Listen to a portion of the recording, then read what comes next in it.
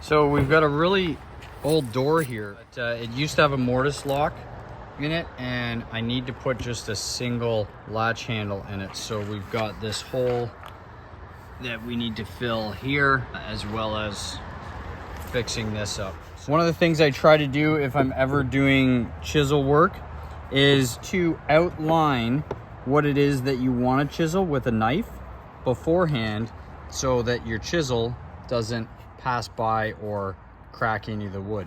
If you take the time to go around the perimeter of what it is that you're cutting out with a knife or a sharp blade, then it will allow the chisel to not break or fracture the wood at the corners, and it'll also keep you on your line and give you a groove for that chisel to bed into when you're making your cut. Now this gives you a little bit better view of how this mortise lock actually worked. We're going to patch this with a piece of 3/4 inch pine and then put some pieces on the outside here to fill each joint. Now let's go to the other side.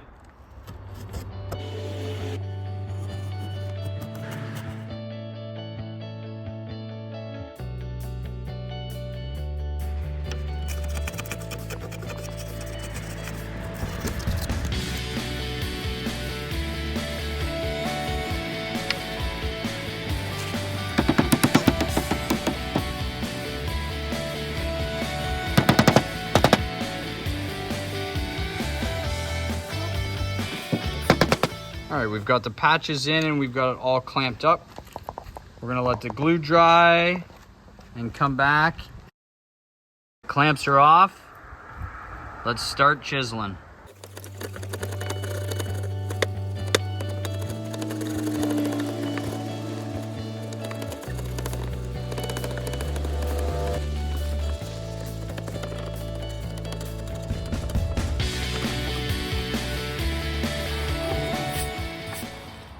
Okay, so we've got a few little gaps left here. This piece was a little bit smaller than the other side. What we're gonna do is we're actually gonna make up our own wood filler here, and we'll show you how to do that. So get yourself a little tray, hit your recycling bin, and find something that's gonna work for you. It doesn't have to be big. You wanna make this as you need it. You don't wanna make it and try to save it, because we're gonna mix some glue. We're gonna get our regular wood glue.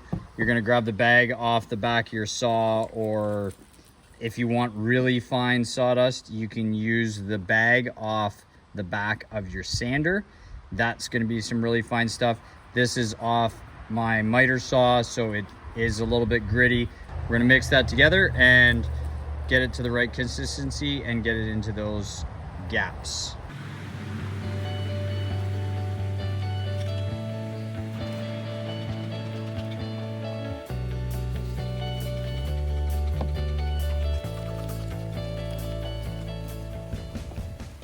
And you want it to be kind of the consistency of toothpaste. Well, kind of the consistency of wood filler, but so you're hoping that this is gonna fill in the gaps really well.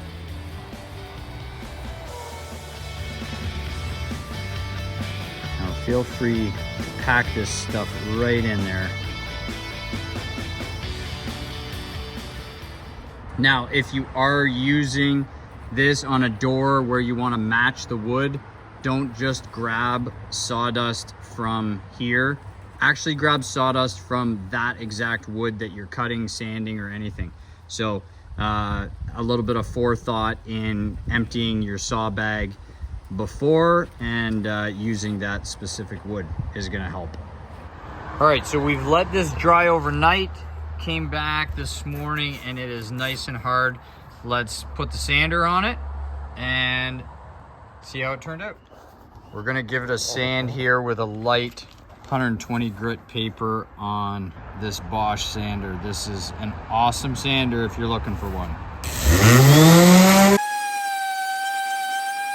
All right, here we are, finished product. It looks pretty darn good. That 3/4 inch piece goes all the way back to here.